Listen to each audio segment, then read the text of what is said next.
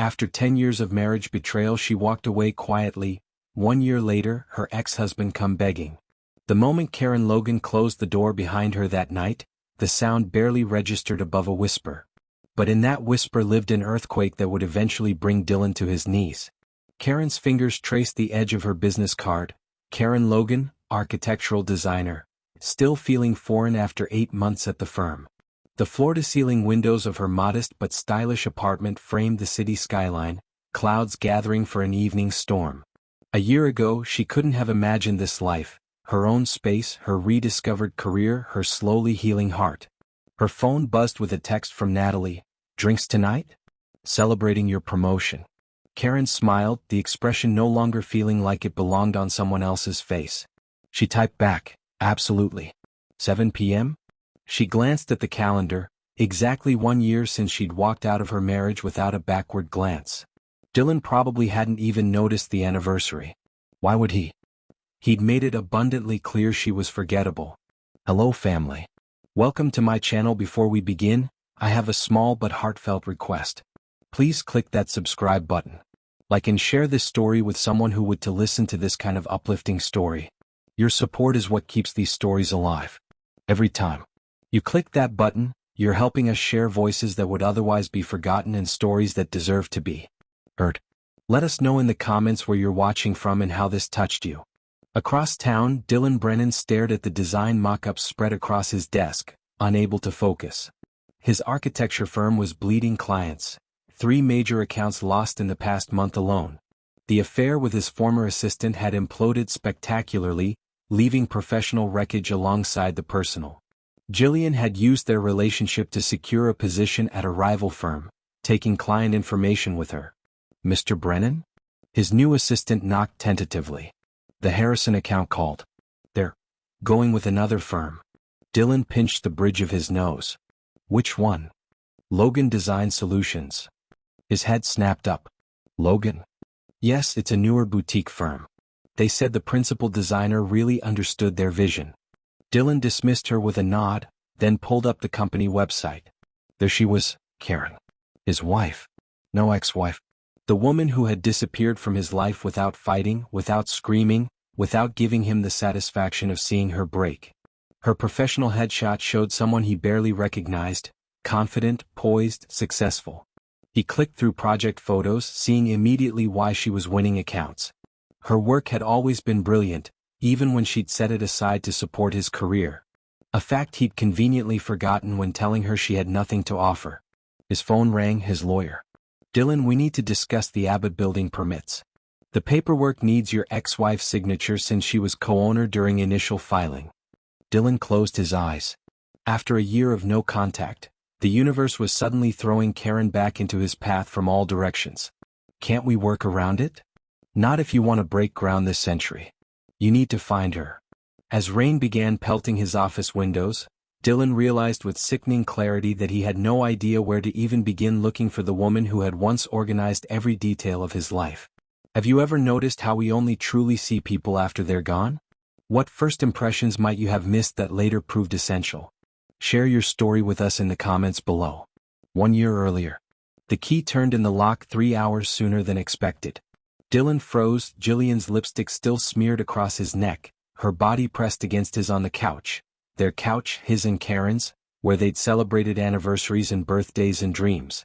Karen stood in the doorway, rain-soaked, a small cake box clutched in her hands. Her eyes moved from Dylan to Jillian, to the wine glasses, to the discarded clothing. The anniversary dinner reservations she'd left work early to surprise him with forgotten in an instant. Karen, Dylan began, not moving to cover himself, not pushing Jillian away. The cake box slipped from Karen's fingers, landing with a soft thud. Red velvet. His favorite. I should have called, she said, her voice eerily calm. Dylan felt a flicker of anger at her composure. Even now, she wouldn't give him the satisfaction of drama. Yes, you should have. Jillian smirked, reaching for her blouse without hurry. How long? Karen asked, still standing in the doorway, rain dripping from her coat onto the hardwood floor she had refinished herself last summer. Does it matter? Dylan stood, emboldened by Jillian's hand on his back. 10 years of marriage. I think I deserve to know. 7 months, Jillian answered, a note of triumph in her voice. Since the Miller Project. Karen nodded slowly, absorbing the revelation that while she'd been bringing Dylan coffee during late nights at the office, he'd been building a life without her. I'll pack a bag, she said quietly. Don't bother, Dylan scoffed. We both know where this is going. The marriage has been dead for years. Karen looked at him, then really looked, as if trying to memorize the face of a stranger. Has it? Something in her tone pricked at Dylan's conscience. He shoved it away, doubling down instead. You're pathetic. 10 years and you've given me nothing. You were a mistake from the start. Jillian wrapped herself around him possessively as he continued, the words flowing now, years of resentment bubbling up. Resentment for his own choices that he found easier to lay at Karen's feet. She's everything you could never be. Young, talented, beautiful, and worth my time. Get out of my sight. He expected tears, pleading, the familiar pattern of Karen absorbing his moods and making them her responsibility to fix. Instead, she simply nodded, as if he had confirmed something she'd long suspected. I see, she said, voice barely audible above the rain. She removed her wedding ring, placed it on the entry table, and turned toward the stairs. No screaming. No throwing things. Just the soft sound of her footsteps and then the quiet click of their bedroom door. Dylan felt suddenly unmoored by her reaction. This wasn't how it was supposed to go. Upstairs, Karen moved with mechanical precision. Essential documents. Irreplaceable photos. Her grandmother's locket. The sketchbooks she'd kept hidden for years. Into a single suitcase went the pieces of herself she'd buried to become the wife Dylan wanted. When she came downstairs 30 minutes later, Dylan and Jillian were dressed, pointedly ignoring her as they poured more wine. The rest I'll arrange to collect later, she said. Dylan waved dismissively. Whatever. She paused at the door, rain still falling beyond the threshold. For a moment, Dylan thought she might finally break, might finally show the emotion he was perversely craving. Instead, she said simply, I hope you find what you're looking for, Dylan, and closed the door behind her with such gentle finality that it felt more devastating than if she'd slammed it off its hinges. The sound of her car starting, then fading, left an unexpected hollow feeling in Dylan's chest, one he quickly filled with Jillian's laughter and more expensive wine. By morning, he'd convince himself this was liberation. By the time a year had passed, he would recognize it as the moment he lost everything that mattered. Present day. Another Logan design project? Dylan tossed the architectural magazine across his desk. 3 industry publications featuring Karen's work in 1 month. The universe seemed determined to rub his face in her success. His partner, David, picked up the magazine. You should be thanking her. She's taking the clients who were going to dump us anyway. Thanking her? Dylan scoffed. She's building her reputation by poaching our clients. David gave him a long look. Is that what you're really angry about? Because from where I'm standing, you created this situation. Dylan turned to the window. Ancient history. Not to Harrison Developments. They specifically mentioned they liked working with someone ethical and transparent. David's air quotes hung heavy with implication. She disappeared, David. Just walked out. No divorce papers, no demands, nothing. You're angry she didn't give you the satisfaction of fighting for a marriage you destroyed? David shook his head. The papers came eventually. You signed them without contest. Dylan rubbed his temples. I need to find her. For the Abbott project. You need to find her because you can't stand that she's thriving without you, David corrected. But sure, let's pretend it's about permits. Later that evening, Dylan sat in his empty penthouse, scrolling through photos on his phone. He'd gotten as far back as 3 years ago, Karen smiling on their anniversary trip to Greece. Her eyes held something he hadn't noticed then, resignation. The affair with Jillian had burned fast and explosive, ending when she leveraged their relationship for a competing position. The clients followed, drawn to her promises and insider knowledge. Dylan had discovered too late that what he thought was passion was merely ambition with better packaging. His doorbell rang, unexpected at 9 p.m. He opened it to find Natalie, Karen's former best friend, swaying slightly with the unmistakable flush of happy-hour courage. You, she said, poking his chest, are a monumental asshole. Dylan stepped back. Nice to see you too, Natalie. Don't. We celebrated her promotion tonight. Do you have any idea what she's accomplished? After you told her she had nothing to offer? She pushed past him into the apartment. I've been trying to find her, Dylan admitted. For a project. Natalie's laugh was sharp. Of course. Because heaven forbid you acknowledge you miss her. I don't miss, he began automatically then stopped. The lie felt hollow even to his own ears. She's happy, Dylan. Finally happy. Whatever you want from her, don't. Something about Natalie's protective stance cracked his defenses. I need her signature on the Abbott permits. It's just business. Nothing with you is ever just business. Natalie moved toward the door. She's presenting at the Architectural Innovation Conference next weekend. After that, leave her alone. After Natalie left, Dylan found himself standing in what had once been Karen's home office. He'd converted it to a gym after she left, but barely used it. He ran his hand along the wall where her design boards used to hang. I don't miss her, he said aloud to the empty room, the words echoing back at him, unconvincing. Across town, Karen sat on her balcony, nursing a glass of wine and riding the pleasant buzz of celebration with friends. Her phone chimed with a text from Natalie. I may have done something impulsive. Call me. Before she could respond, another text arrived from her business partner. Guess who just requested a ticket to your presentation at the conference? Dylan Brennan. Karen set down her wine too quickly, the glass tipping and spilling across the small table. As she mopped up the mess, her hands trembled slightly. 1 year of careful rebuilding, of creating a life entirely separate from him. 1 year of not looking back. I'm not ready, she whispered to herself, but the truth was more complicated. Part of her, a part she refused to acknowledge, had been waiting for this moment all along. The conference hall buzzed with networking architects and designers. Karen smoothed her navy blue dress, checking her notes one last time before her presentation.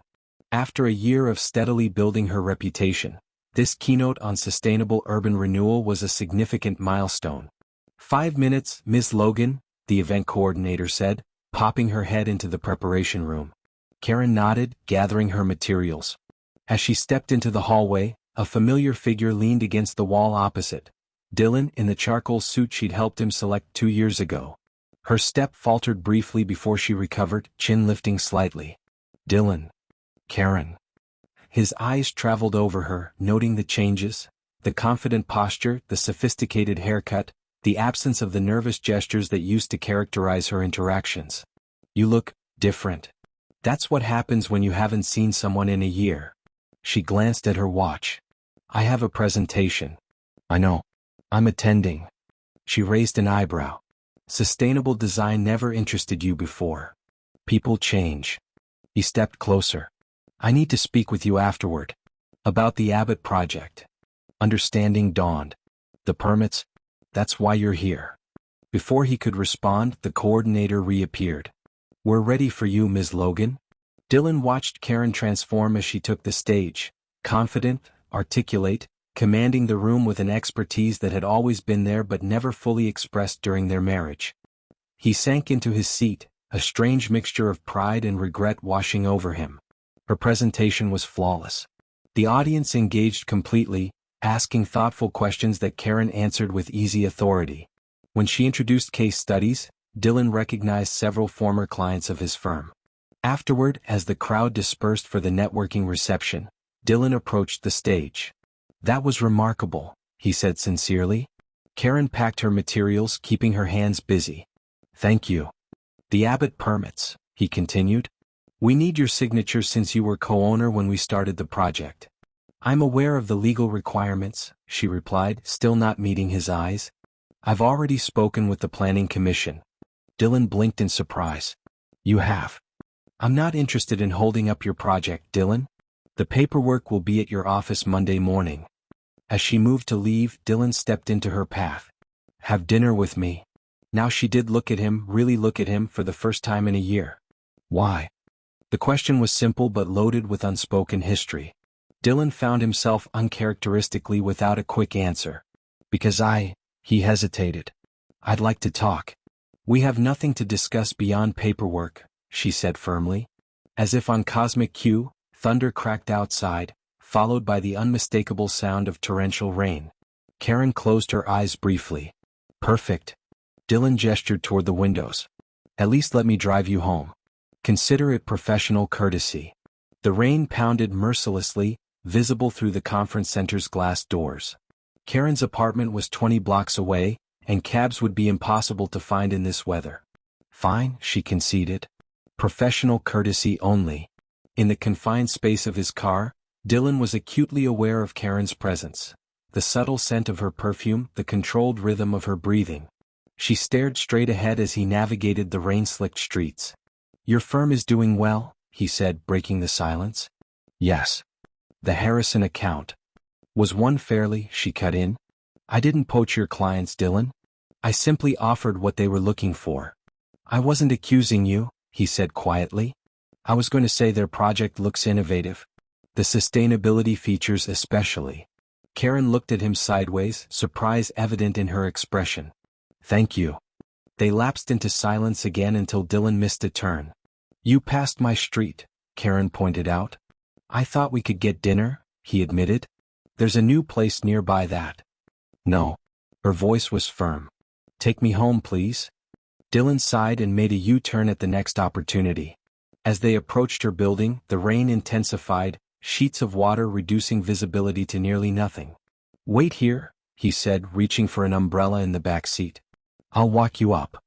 "That's not necessary." But he was already out of the car, coming around to her door with the umbrella.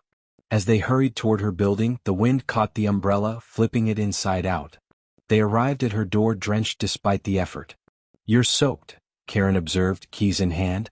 "You can dry off inside." The offer surprised both of them.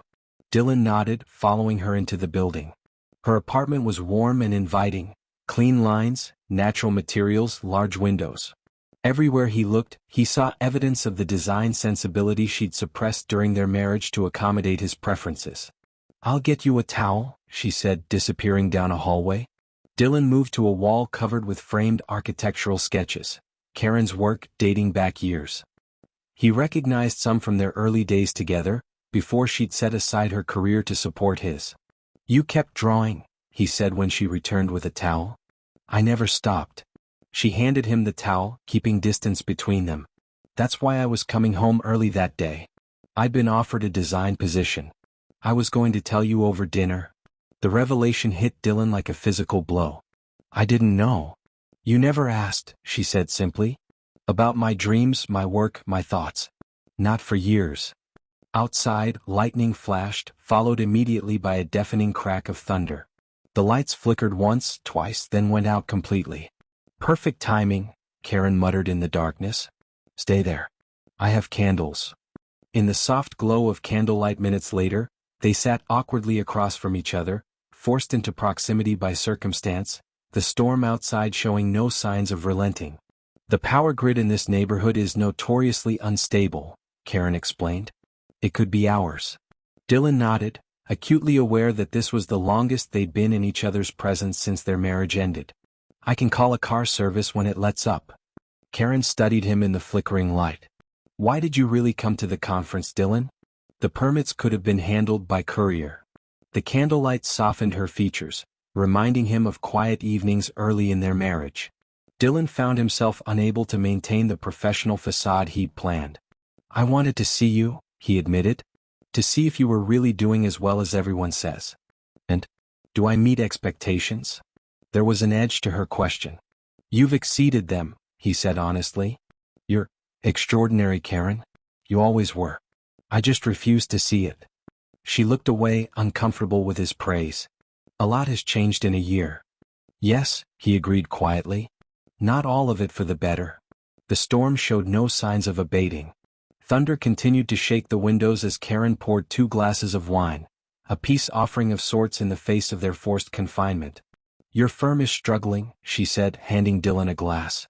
"Not a question." He accepted the wine with a rueful smile. "News travels fast. The architecture community isn't that large." She settled into an armchair across from him. "Jillian took more than just herself when she left, from what I hear." Dylan winced. "Client information, project details." "Yes. Karma has a certain elegance to it," Karen observed, though without the bitterness he might have expected. "I deserved worse," he admitted, surprising them both with his candor. The candles flickered as another round of thunder rolled through. In the golden light, The space between them seemed charged with unspoken histories. "Why did you leave so quietly?" Dylan asked suddenly. "No fights, no demands, nothing. You just vanished." Karen took a sip of her wine, considering. What would fighting have accomplished? "You made your choice. I made mine. But 10 years, Karen. 10 years just erased." She set down her glass with deliberate care. "Nothing was erased, Dylan. I remember every moment, good and bad. I simply chose not to let those moments define my future." "Where did you go?" The question had haunted him more than he cared to admit. "To Liam's cabin upstate at first. My brother took care of me while I figured out next steps." She looked around her apartment. "Then here, starting fresh." Dylan nodded, remembering Karen's protective older brother who had never quite approved of him. "And your firm?" "I reconnected with Anita from graduate school. She'd been trying to recruit me for years." A small smile played at her lips. "Turns out my portfolio was still relevant. And my decade managing your projects gave me unexpected credentials." The irony wasn't lost on Dylan, how his dismissal of her career had ultimately prepared her for success without him. "I found your sketchbooks," he said quietly. "After you left. Designs dating back years hidden in your desk." Karen stiffened. "Those were private." "They were brilliant," he corrected. "Why did you hide them from me?" She looked away toward the rain-lashed windows. "In the beginning I didn't. Remember? I used to share everything. My ideas for the Peterson project, the community center redesign." "I remember," he said, a heaviness settling in his chest. "You called them cute amateur concepts. Said I should leave the real design work to professionals." Her voice was matter-of-fact, without accusation. "Eventually I learned to keep them to myself." Dylan closed his eyes, the memory washing over him, Karen eagerly showing him sketches, his dismissive response while barely looking up from his own work.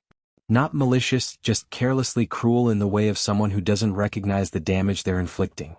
"I was afraid," he admitted. Karen looked at him, genuinely surprised. "Of what?" "Your talent. Even then I could see it. You had a natural intuition for spaces that took me years of training to develop."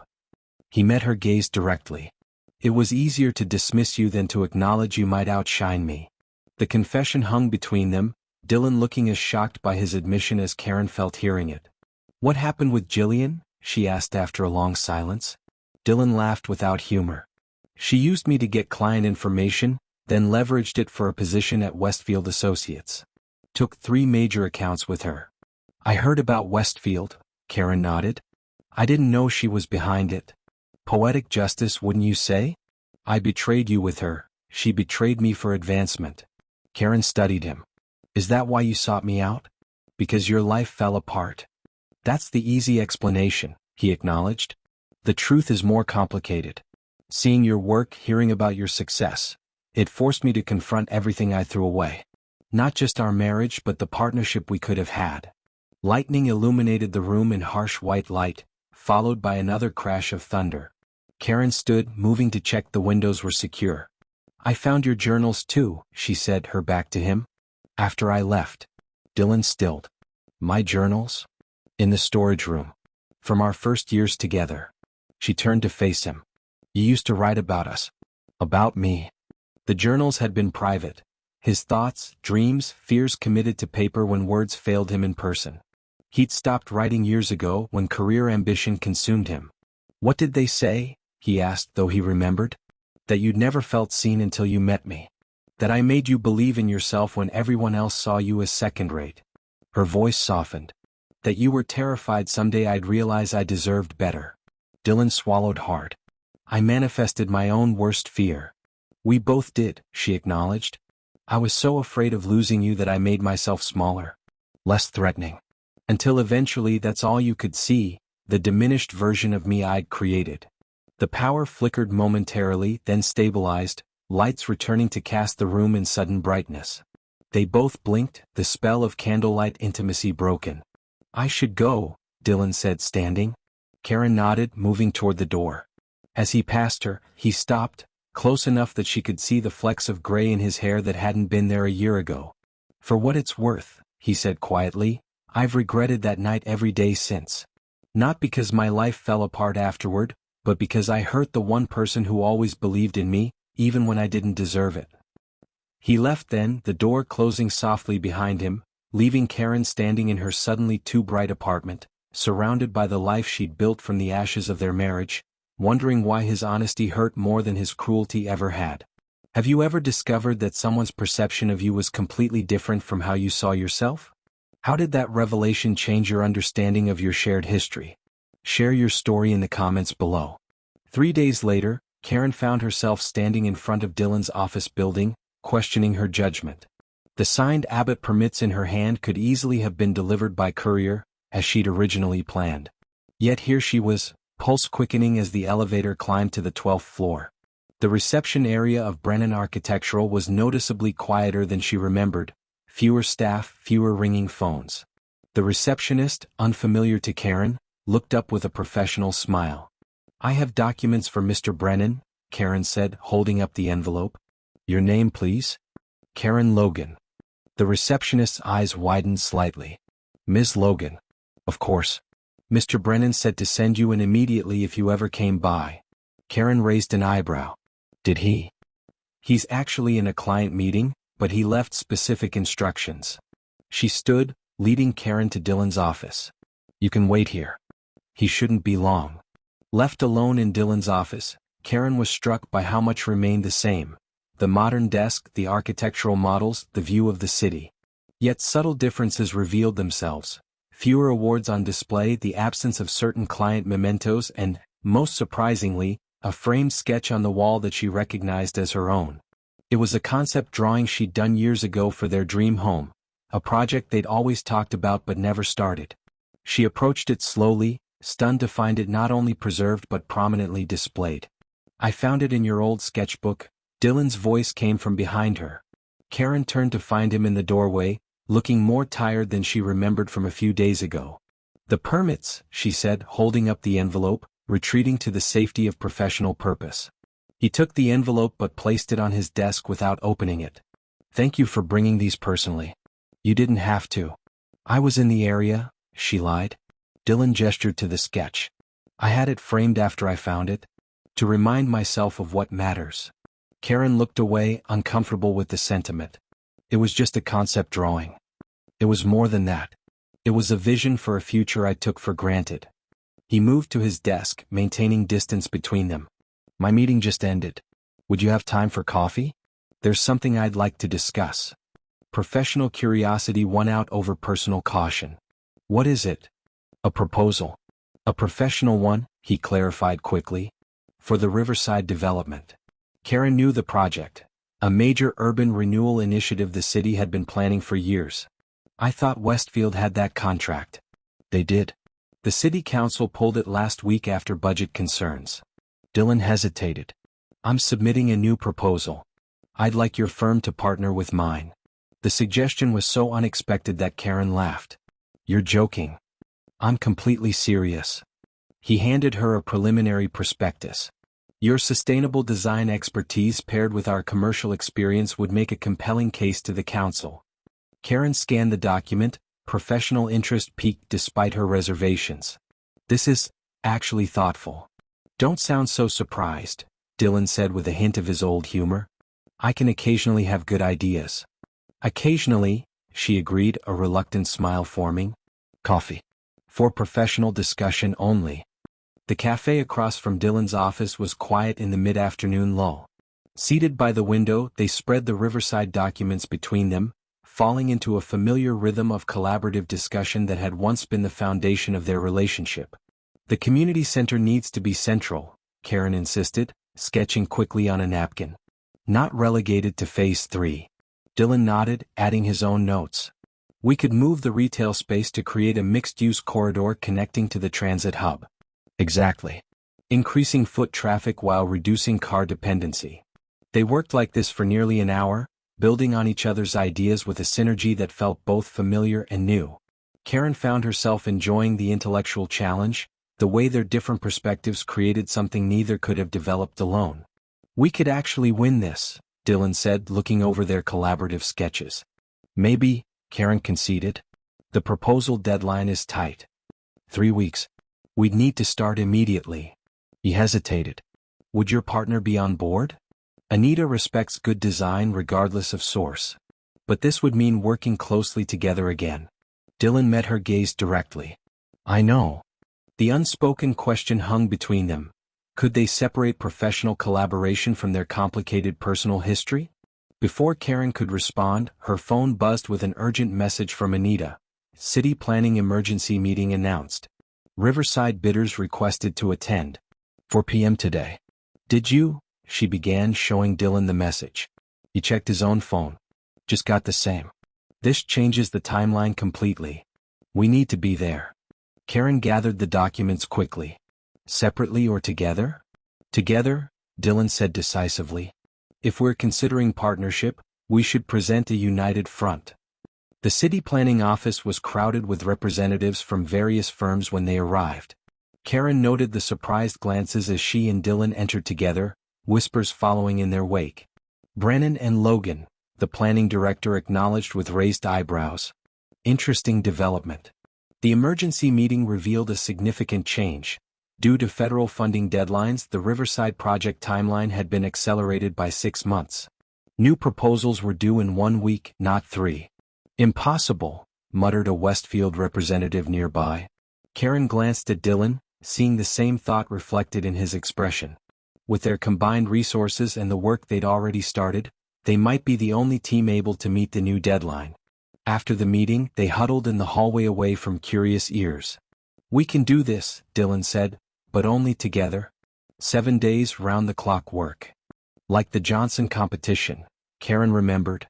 Early in their marriage, they'd pulled 3 all-nighters to submit a winning design that had launched Dylan's firm. Exactly like that. Except this time, your name goes first on the proposal. She studied him, looking for the ambitious man who had once taken credit for her best ideas. Instead, she found someone humble, sincere.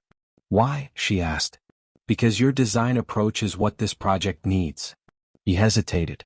And because I have a lot to make up for. A week of intense collaboration followed.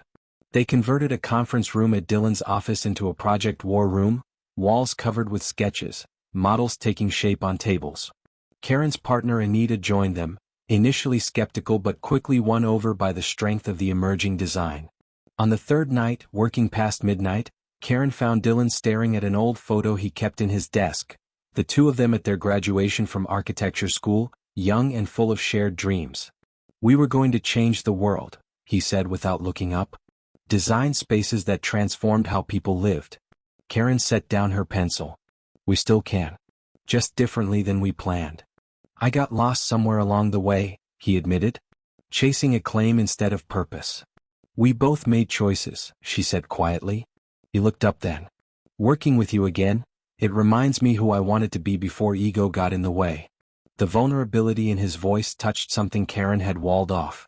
For the first time since their separation, she allowed herself to remember not just the betrayal, but the man she had once loved. Flawed but passionate, talented but insecure. It's late, she said, gathering her things. We should get some rest. Stay, he said suddenly, then clarified, not like that. The sofa in my office pulls out. I've been sleeping here most nights anyway. Dylan. We have 4 more days to finish this proposal. Every hour counts. He ran a hand through his disheveled hair. The building has showers. I keep spare clothes here. Practicality won out over caution. Fine. But I'm taking the sofa. By the 6th day, exhaustion had stripped away their carefully maintained boundaries. Working side by side, they rediscovered the creative partnership that had once been their greatest strength. Over takeout containers and endless coffee, they shared ideas, challenges, and occasional laughter that felt like rediscovering a forgotten language. Remember the Harper Museum disaster? Dylan asked as they finalized the sustainability section of their proposal. Karen groaned. When the model collapsed during the presentation? And you saved it with that brilliant on-the-spot redesign. He shook his head in admiration. I was too proud to admit it then, but you're the most talented designer I've ever known. The compliment, delivered without agenda, warmed something in Karen she'd thought long extinguished.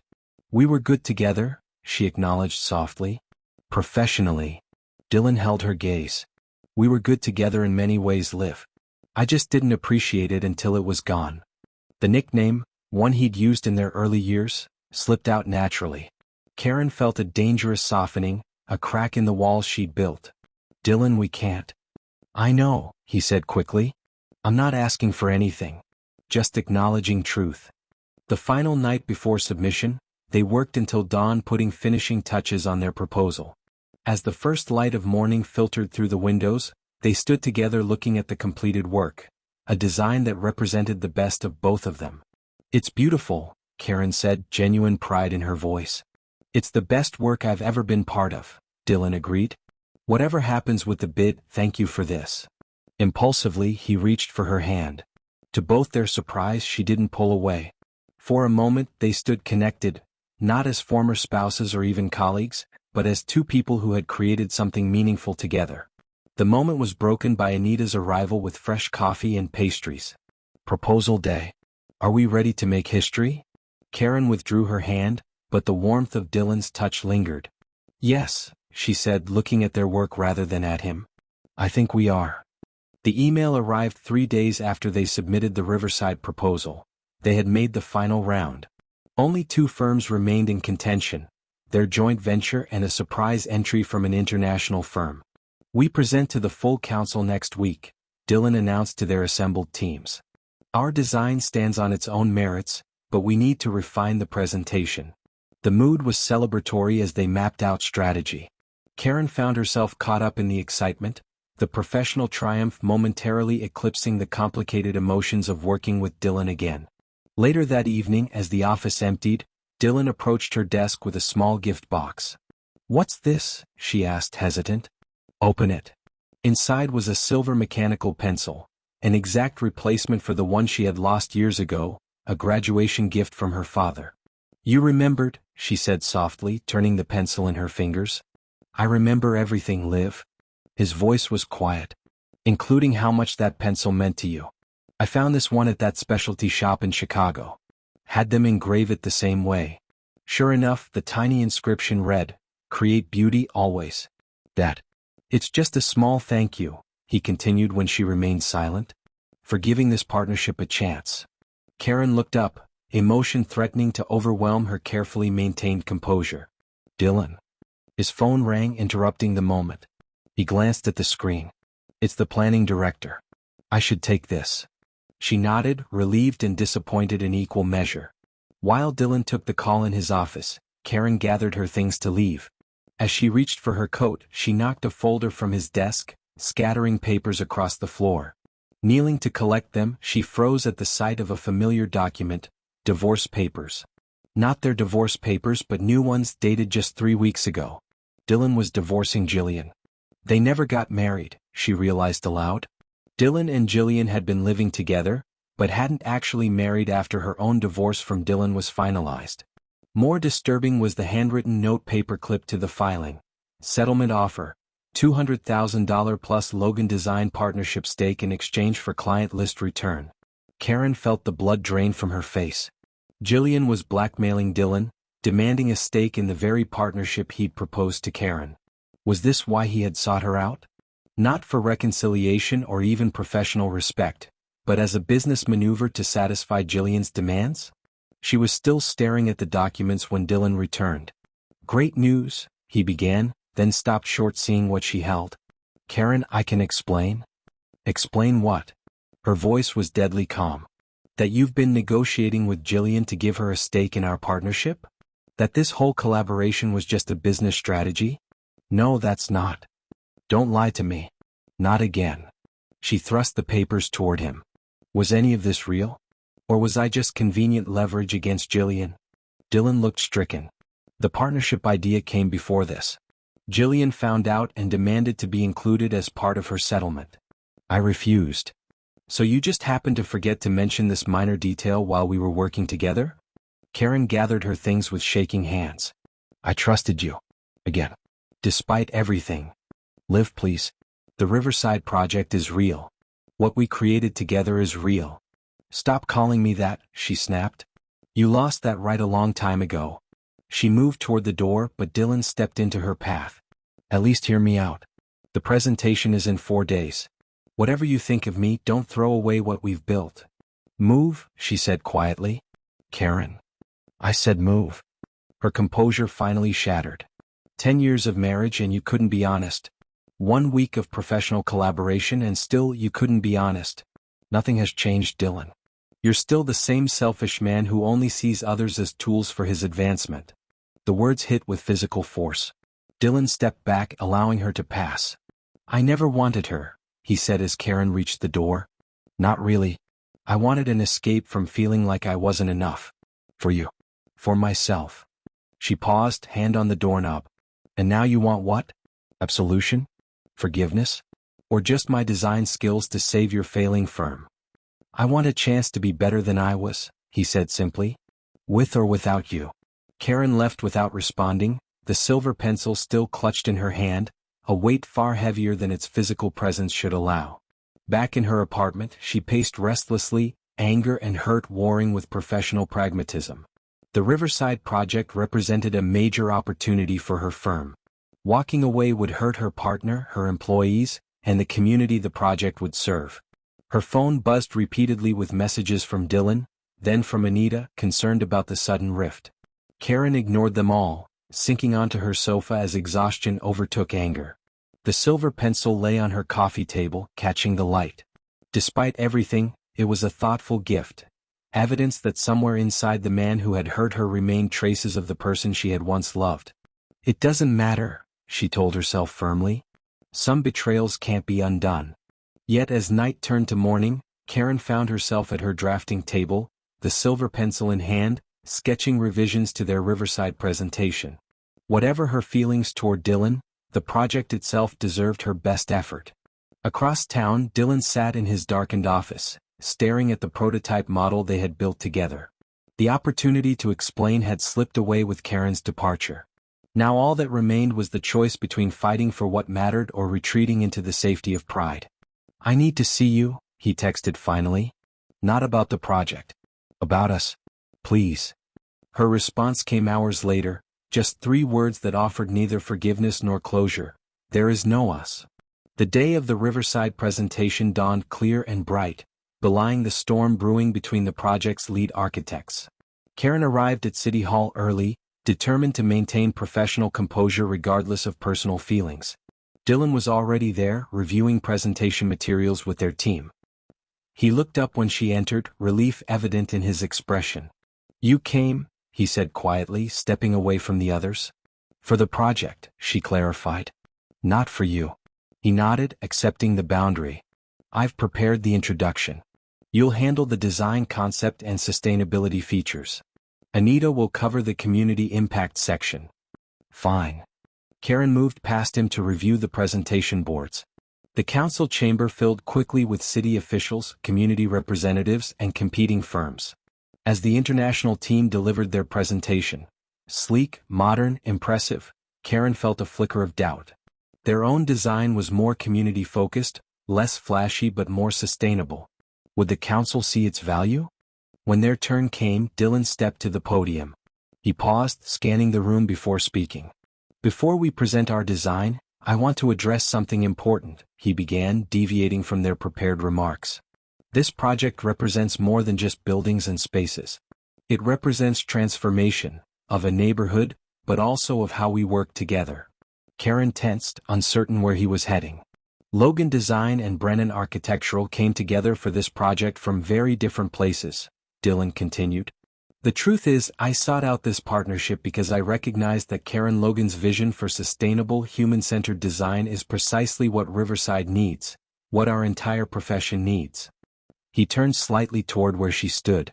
I've made mistakes, professionally and personally, that nearly cost me the opportunity to collaborate with one of the most talented designers I've ever known. Whatever happens today, I want to publicly acknowledge that this design reflects her vision first and foremost. Murmurs rippled through the audience. This was not the Dylan Brennan they knew, the ambitious, sometimes ruthless architect who claimed credit rather than sharing it. Karen stepped forward, momentarily thrown by his unexpected humility but quickly recovering her professional focus. Together, they presented their design with passion and precision, each supporting the other's points, their natural synergy evident despite the personal tension between them. When the council began their questions, Dylan deferred to Karen repeatedly, ensuring her expertise remained central. By the time they concluded, the energy in the room had shifted palpably in their favor. The council will deliberate and announce their decision this afternoon, the chairperson concluded. Thank you all for your presentations. In the hallway afterward, their team celebrated the strong showing while Karen and Dylan maintained careful distance from each other. When the others dispersed for lunch, Dylan approached her cautiously. Can we talk, please? Before the announcement. Karen hesitated, then nodded toward a small courtyard outside the building. 5 minutes. In the privacy of the empty courtyard, Dylan faced her directly. I need to show you something. He handed her a legal document, his response to Jillian's settlement demand. Karen scanned it quickly, eyes widening at the unequivocal rejection of Jillian's claim to any partnership with Logan Design. You turned down her offer, she said, looking up. Of course I did. I would never use our partnership to settle my personal problems. He ran a hand through his hair, frustration evident. The papers you found were her demand, not my agreement. I should have told you about it immediately, but I was afraid it would derail everything we were building. Why should I believe you? Karen asked, though with less certainty than before. Because despite everything you know me, Dylan said simply. I've been selfish, arrogant, and worse. But I've never been a good enough liar to fool you for long. There was truth in that. Even during their marriage, Karen had always sensed his deceptions eventually. What do you want from me, Dylan? She asked finally. Professionally, we've created something valuable. But personally, there's too much damage. I don't know if that's true, he said quietly. The past week working together again, I felt more alive than I have in years. And I think you felt it too. Karen turned away, unwilling to acknowledge the truth in his words. It's just creative synergy. Nothing more. It's never been just that with us. Dylan moved closer, not touching her but entering her space. I'm not asking for forgiveness or reconciliation. I'm asking for possibility. Possibility of what? Of finding out who we are to each other now. Not who we were. Karen faced him, years of hurt battling against the undeniable connection that still existed between them. I built a life without you. A good life. I know, he acknowledged. And I'm not asking you to give that up. I'm asking if there's room in that life to explore what might still exist between us. Professionally, personally, or both. Before she could respond, Anita appeared at the courtyard entrance. They're calling everyone back. Decision time. The moment of choice suspended as they returned to the council chamber. Seated side by side, waiting for the announcement, Karen felt Dylan's presence acutely, the familiar scent of his cologne, the slight bounce of his knee when nervous, habits she'd thought forgotten. After careful consideration, the council chairperson began, we have decided to award the Riverside Development Project to the Logan Brennan Partnership. Applause erupted around them. Anita squeezed Karen's shoulder in excitement. The team members exchanged congratulatory glances. Yet in the midst of professional triumph, Karen found herself focused on the question Dylan had posed. Was there possibility between them still? As the formal proceedings concluded and people began to disperse, Dylan turned to her. Dinner tonight? To celebrate. With the team? She asked, knowing the answer. Just us, he confirmed. If you're willing. In that moment, Karen recognized she stood at a crossroads far more significant than any professional decision. To decline was to choose safety, to protect the walls she'd built around her heart. To accept was to risk vulnerability again with the one person who had hurt her most deeply. I need time, she said finally. Not a no. Just time. Dylan nodded, disappointment visible but respect for her boundaries evident. I understand. Later that evening, alone in her apartment, Karen held the silver pencil, turning it thoughtfully in her fingers. On her coffee table lay 2 items. Dylan's business card with his personal number, and a small jewelry box containing her original wedding ring, returned by courier with a note. This always belonged to you regardless of what happens between us. The gesture wasn't a plea for reconciliation but an acknowledgement of her right to their shared history, both the pain and the joy.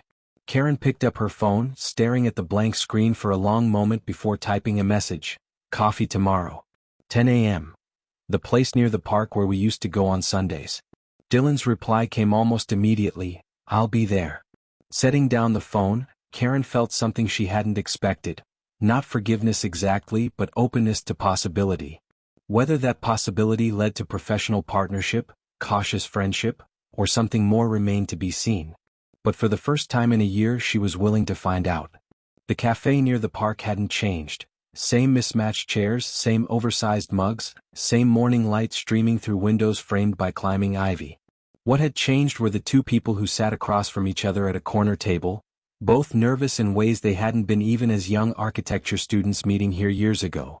"You look well," Dylan said, breaking the silence after their coffees arrived. "So do you," Karen replied, though in truth he appeared tired, the past weeks of intensity evident in the shadows beneath his eyes. They sipped their drinks, the weight of unspoken words creating a tension neither seemed ready to break. Finally Dylan set down his mug.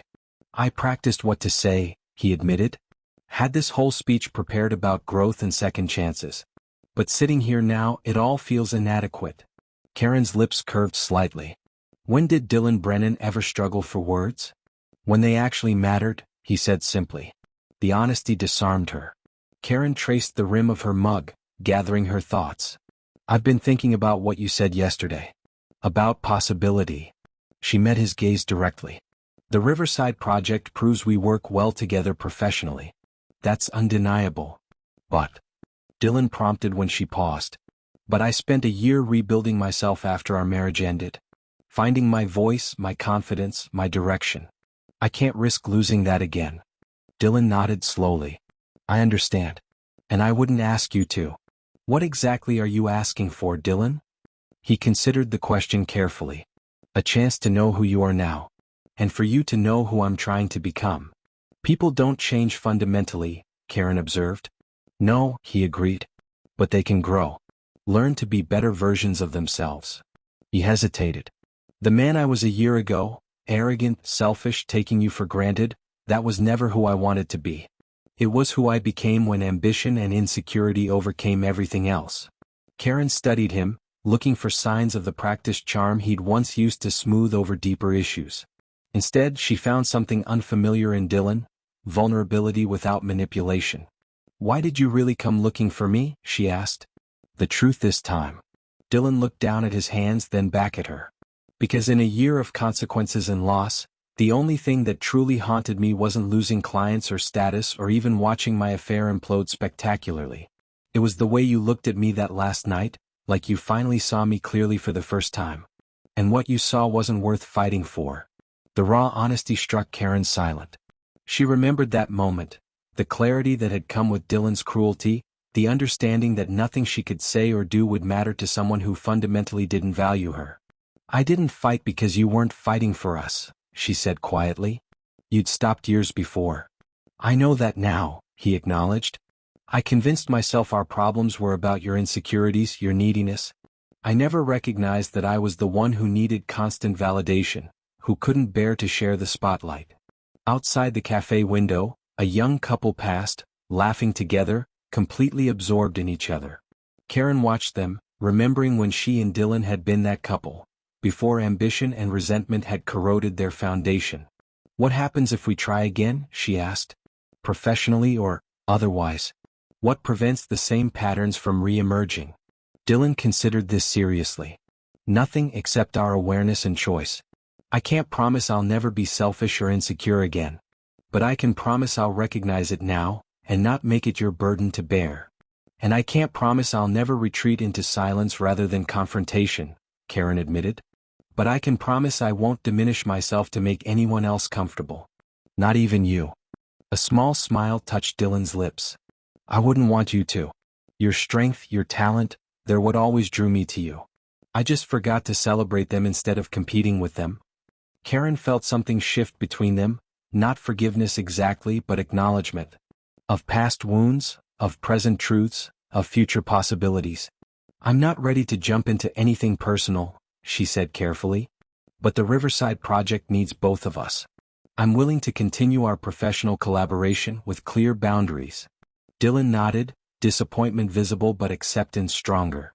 "I understand. Professional only. For now," Karen added, surprising herself. Hope flickered across his features. "For now," he repeated as if testing the words. They finished their coffee, discussing practical aspects of their partnership: office space, team structure, division of responsibilities. The ease of their professional connection remained undiminished, a foundation perhaps stronger than either had realized. As they prepared to leave, Dylan hesitated. "There's something else I should tell you." "About Jillian?" Karen tensed. "What about her?" "She's leaving the country. Took a position with a firm in Singapore." He met Karen's gaze directly. "I want you to know that chapter is completely closed. Not because she left, but because I finally recognized what was real and what was just escape." Karen nodded, appreciating his transparency even as she maintained her guard. "Thank you for telling me." Outside the cafe they paused awkwardly, neither quite ready to part ways. "Walk with me." Dylan gestured toward the park. "For old time's sake." Karen checked her watch, then nodded. "Just for a bit." The park paths wound through autumn foliage, sunlight filtering through leaves painted in gold and crimson. They walked in comfortable silence, their steps naturally falling into rhythm as they had countless times before. "Do you remember our first project together?" Dylan asked as they passed a playground. "The community center redesign." "Of course. Professor Harmon's class." Karen smiled at the memory. "You wanted all glass and steel. I insisted on incorporating the existing brick structure. And we compromised with that terrace design that won the department award," Dylan finished. "We were always better together than apart." "Professionally," Karen emphasized. "Professionally," Dylan agreed, though his eyes held a question he didn't voice. They reached the small pond at the center of the park, their spot, once upon a time, where major decisions had been discussed, celebrations shared, comfort offered. Without planning to, both stopped at the familiar bench overlooking the water. "May I?" Dylan gestured to the bench. Karen nodded, sitting beside him but maintaining distance. Ducks glided across the pond's surface, leaving gentle ripples in their wake. "I used to come here," Karen admitted. "After I left. Just to sit and think." "So did I," Dylan said quietly. "Different days, apparently." The coincidence, or perhaps inevitability, of their shared connection to this place hung between them, neither quite ready to examine its meaning. "I have something for you," Dylan said after a moment, reaching into his jacket pocket. He withdrew a small thumb drive. "The original files for our dream house design. The one you sketched all those years ago." Karen took it, surprised. "You kept these?" "I did more than keep them. I developed them. Completed the architectural plans based on your original concept." He looked out over the water. "Not to build it, that dream belonged to us together. But to honor what you created. What we might have created together if I hadn't lost my way." The gesture touched Karen deeply, not as an attempt to reclaim their past, but as acknowledgement of what had been lost. "Thank you," she said simply. They sat in silence, watching the play of light on water, each lost in private thoughts that somehow seemed to orbit the same center. Finally, Karen spoke. "I can't go back, Dylan. To who I was, to what we were." "I'm not asking you to," he said, turning to face her fully. "The woman you've become, strong, confident, brilliant, that's who I'm drawn to now. Not a memory or an idea of who you once were. And if that woman decides there's no place for you beyond professional collaboration, then I'll respect that decision," he said without hesitation. "Having you in my life in any capacity is more than I deserve." Karen studied him. The sincerity in his eyes, the patience in his posture, the humility that had replaced arrogance. The man before her was both familiar and new, like a favorite book reread with mature eyes, revealing layers previously missed. "I'd like to try something," she said suddenly, decisively. "What's that?" "Dinner. Next Friday." Not as colleagues discussing a project. Not as former spouses revisiting the past. She took a breath. As two people who once knew each other well, getting to know each other again. Dylan's expression shifted from surprise to cautious hope. "Like a first date?" "A new first date," Karen clarified. "With no promises beyond that evening." "I'd like that very much," he said softly. As they rose to leave, Dylan hesitated, then offered his hand, not presuming to embrace her, but offering a simple connection. After a moment's consideration, Karen took it, their fingers intertwining briefly before parting. "Until Friday," she said. "Until Friday," he echoed. Walking away, Karen felt lighter than she had in months. Not because she'd forgiven everything or forgotten the pain, but because she'd chosen possibility over certainty, growth over stagnation. Whatever developed between them, professional respect, cautious friendship, or perhaps, eventually, a love more honest than before, would be built on stronger foundations than their first attempt. Behind her, Dylan watched her go, not with possession or expectation, but with gratitude for the chance to prove himself worthy of knowing the woman she had become in his absence. And perhaps someday worthy of loving her again, not as the girl who had once adored him, but as the woman strong enough to walk away and wise enough to consider walking back on her own terms. In the afternoon light, their separate paths diverged from the park, yet both carried away the quiet understanding that sometimes, love isn't about reclaiming what was lost, but discovering what might still be found, if only we're brave enough to look with new eyes. What moments in your life have required the most courage? Walking away from something familiar or giving something valuable a second chance? How did you know which choice was right for you? Share your story with us in the comments below. We will like to hear from you.